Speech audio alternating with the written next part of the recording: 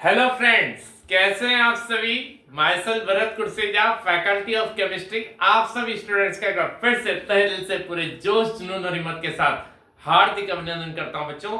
बच्चों हमने हमारा क्लास 12 केमिस्ट्री का पहला चैप्टर स्टार्ट कर दिया था जिसका नाम है विलियन यानी सॉल्यूशन। और उसके अंदर हमने अब तक क्या क्या पढ़ लिया था। हमने विलियन के इंट्रोडक्शन के बारे में देख लिया था कि विलियन क्या होता है, विलियन के अंदर किस प्रकार के पदार्थ मिलते हैं, विलेय और विलायक, विलेय कैसे कहते हैं और विलायक किसे कहते हैं, है ना।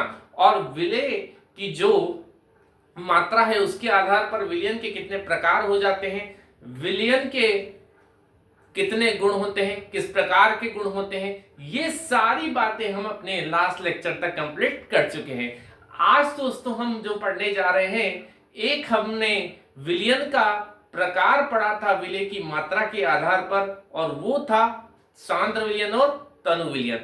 अब विलियन के जो प्रकार हैं वो विलेय और विलायक की भौतिक अवस्था के आधार पर भी होते हैं। तो आज हम जो विलियन के प्रकार पढ़ने जा रहे हैं वो विलेय और विलायक की भौतिक अवस्था के आधार पर पढ़ने जा रहे हैं दोस्तों। तो विलेय और विलायक की भौतिक अवस्था के आधार पर विलियन के प्रकार पढ़ने जा रहे हैं। चलिए सबसे पहले अगर मैं बात करूं दोस्तों, तो मैंने जब इस चैप्टर के अंदर पहला लेक्चर लिया था तो मैंने आपसे एक बात कही थी कि जो विलायक है और विलियन है उसकी भौतिक अवस्था समान होती है, क्योंकि जो विलियन की भौतिक अवस्था है वो किस पे डिपेंड करती है, विलायक पे डिपेंड करती है। क्योंकि विलियन के अंदर विलायक की मात्रा क्या होती है, ज्यादा होती है विलेय पदार्थ के कंपैरिजन में। ठीक, तो ऐसे ही आज हम देखने वाले हैं विलियन के प्रकार। तो विलियन के प्रकार देखिए, अगर विलेय और विलायक की भौतिक अवस्था के आधार पर अब बात करें तो विलियन के टोटल कितने प्रकार हो जाते हैं, 9 प्रकार हो जाते हैं। कितने प्रकार हो जाते हैं दोस्तों, 9 प्रकार हो जाते हैं। 9 प्रकार किससे होते हैं, ये सोचने वाली बात है।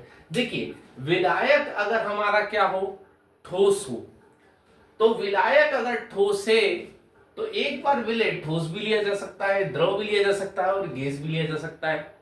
लेकिन इस अवस्था में जो विलियन है वो तो ठोस विलियन ही कहलाएगा। क्यों, क्योंकि लिया गया विलायक कैसा है, ठोस है। तो विलायक पे ही डिपेंड करेगी विलियन की क्या, भौतिक अवस्था।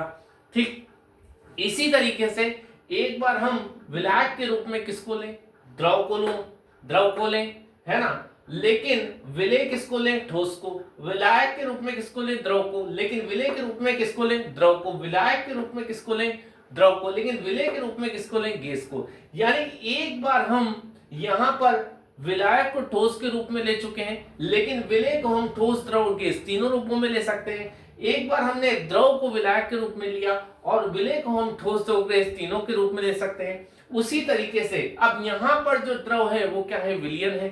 तो सॉरी, द्रव यहां पर क्या है, विलायक है। तो बनने वाला जो विलियन होगा वो तो द्रव विलियन ही कहलाएगा, क्योंकि विलायक की जो भौतिक अवस्था होगी वही विलियन की भौतिक अवस्था हो जाएगी। उसी तरीके से हम बात करें तो इसी तरीके से दोस्तों गैस हमें लेना पड़ेगा। तो गैस अगर हम विलायक के रूप में ले रहे हैं यहां पर, तो विलेय हम ठोस के रूप में भी ले सकते हैं, द्रव के रूप में भी ले सकते हैं और गैस के रूप में भी ले सकते हैं। क्लियर। और यहां पर जो बनने वाला विलियन होगा वो गैसीय विलियन कहलाएगा तीनों कंडीशन में, क्योंकि तीनों कंडीशन में लिया गया विलायक कौन सा है दोस्तों, गैस ही है। ठीक, तो इस तरीके से विलियन के 9 प्रकार हो जाते हैं।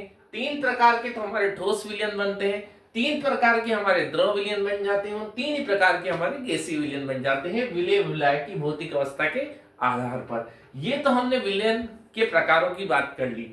अब यहां पर कुछ उदाहरण हैं जिनकी सहायता से आप बहुत अच्छे से समझ पाएंगे कि कैसे ठोस में ठोस को मिलाने पर विलियन बनेगा, कैसे ठोस में द्रव को मिलाने पर विलियन बनेगा। इसी तरीके से हम सारे उदाहरण देखेंगे। जैसे ठोस हम विलायक के रूप में लें तो विलेय कौन सा लेना पड़ेगा, वो भी ठोस ही लेना पड़ेगा। तो यहां पर अगर हम ठोस को विलेय के रूप में ले रहे हैं और ठोस को ही विलायक के रूप में ले रहे हैं और ठोस को ही विलेय के रूप में ले रहे हैं दोस्तों, तो यहां पर इस तरीके का उदाहरण है मिश्र धातु। यानी जहां पर आपके कॉपर को लिया जाता है किसके रूप में, विलायक के रूप में, और उसमें क्या मिलाया जाता है, जिंक, विलेय के रूप में। तो आपकी पीतल नाम की एक मिश्र धातु बनती है जो इसका बेस्ट एग्जांपल हो जाएगा ठोस में ठोस के मिलने का और ठोस विलियन बनाने का। इसी तरीके से दोस्तों देखें, ठोस के रूप में आप विलायक लें और द्रव के रूप में आप विलय लें, तो अमलगम इसका सबसे बेस्ट एग्जांपल हो जाएगा। जैसे हम अमलगम में भी बात करें तो जिंक का अमलगम, तो जिंक हमने कैसे लिया है, ठोस के रूप में लिया है, जिसमें हमने क्या मिलाया है, पारा मिलाया है जो कि द्रव अवस्था में होता है, मरकरी मिलाया है, तो ठोस में द्रव का मिलना और ठोस विलयन का बनना। क्लियर, आगे बात समझ में।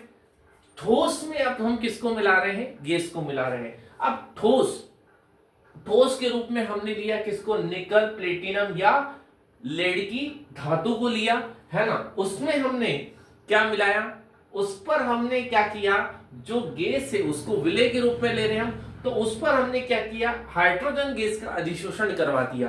तो यहां पर ठोस जो हमारी धातुएं हैं, निकल, प्लेटिनम या लेड, उस पर जो हाइड्रोजन गैस है वो उसके छोटे छोटे छिद्रों में जाकर क्या हो जाएगी, अधिशोषित हो जाएगी, यानी जम जाएगी। तो यहाँ पर ठोस में गैस मिश्रित हो रही है, इसलिए बनने वाला विलयन कैसा होगा, ठोस विलयन होगा। इसी तरीके से हम दोस्तों द्रव विलयन की बात करें तो एक बार द्रव में ठोस मिलाया जा रहा है।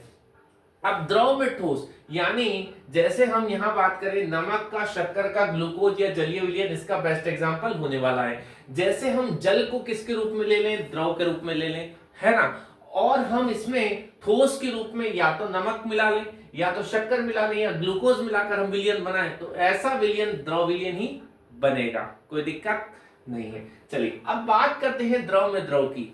द्रव में द्रव वही दारू दंगल वाली बात है।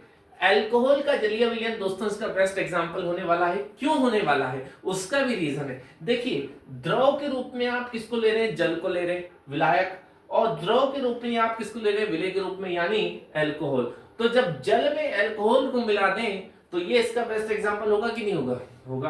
तो बनने वाला विलयन द्रव विलयन।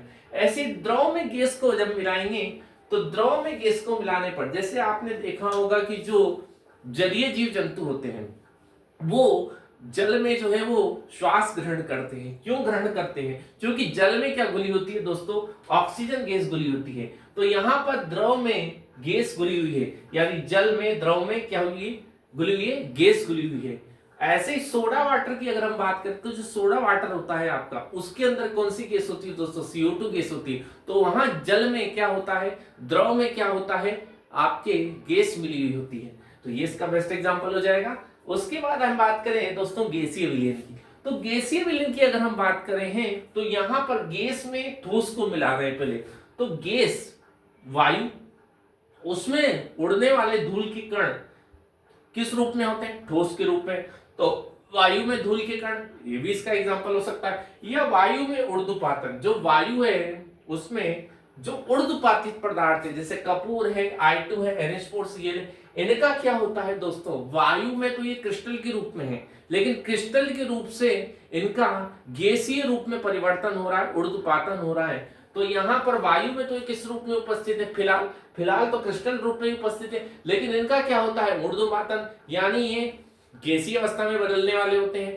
तो ये जो प्रक्रिया है ऊर्ध्वपातन से पहले की, यानी इसका गैस अवस्था से पहले से, मतलब ये गैस अवस्था में बदलेंगे कपूर, I2 और NH4Cl। तो गैस अवस्था से पहले की जो अवस्था है, यानी जिस अवस्था में ठोस रूप में उपस्थित है वायु के अंदर, उसको आप बेस्ट एग्जांपल मान सकते हैं किसका, गैसीय विलयन का।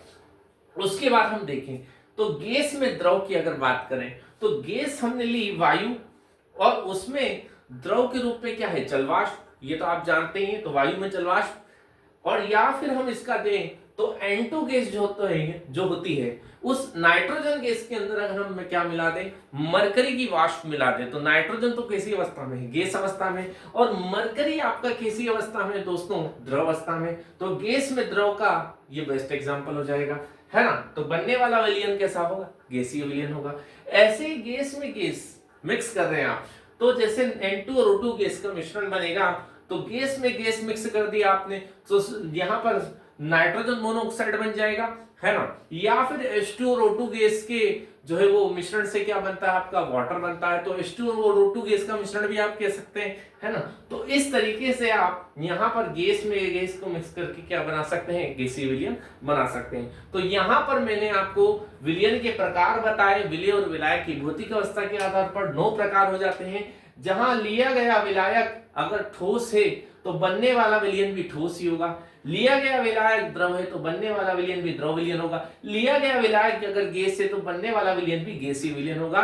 और उसमें भी आप एक बार विलय के रूप में द्रव को, ठोस को, द्रव को, गैस को ले सकते हैं ठोस के साथ, एक बार द्रव के साथ द्रव को, ठोस को, द्रव को, गैस को ले सकते हैं, एक बार गैस के साथ वापस ठोस को, द्रव को और गैस को ले सकते हैं। तो इस तरीके से टोटल 9 प्रकार हो जाएंगे और इनके कुछ एक उदाहरण मैंने आपको यहाँ पर समझा दिए, जिससे आपका क्लियर हो जाएगा कि 9 प्रकार के विलयन कैसे बनते हैं प्रकृति के अंदर।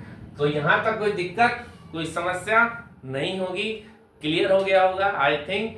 कोई समस्या है तो डाउट कमेंट बॉक्स में बता सकते हैं और मिलेंगे नेक्स्ट लेक्चर में अगले टॉपिक के साथ। तब तक के लिए आप सभी बच्चों का तहे दिल से धन्यवाद है। और यहां तक अगर आपको बढ़िया समझ में आ चुका है दोस्तों, तो आपसे एक रिक्वेस्ट है कि चैनल को सब्सक्राइब जरूर कर लें, वीडियो को लाइक जरूर कर लें और शेयर करें वीडियो को अपने उन साथी दोस्तों के साथ जो क्लास 12 बोर्ड की, नीट की, जेई मेंस की, सीयूईटी की या कर रहे हैं जेट एग्जाम की प्रिपरेशन। ये सभी एग्जाम्स में आपको फायदा दिलाने वाला है चैनल। तो मिलेंगे नेक्स्ट लेक्चर में, तब तक के लिए आप बच्चों का तहे दिल से धन्यवाद। जय श्री कृष्ण।